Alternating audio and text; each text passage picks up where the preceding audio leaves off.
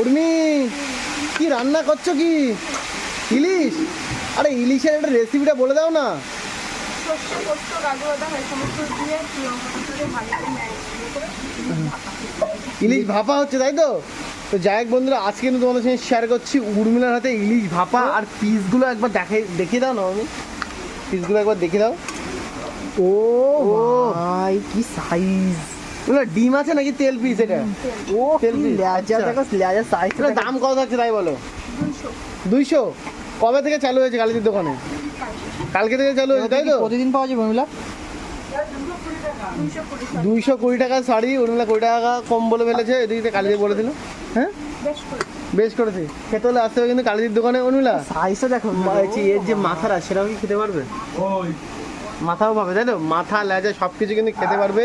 এ দেখো টেক্সচার কালারটা দেখে কিন্তু আমাদেরই লোভ লাগছে। আমরা ভাবছি তাকাবো না বুঝলা, প্লাস্টিক ধনেপাতা মতো কিছু যাবে। ও পুরো একদম সর্ষে দিয়ে ভাই যা লাগছে দেখ। লোভ লাগছে কিন্তু।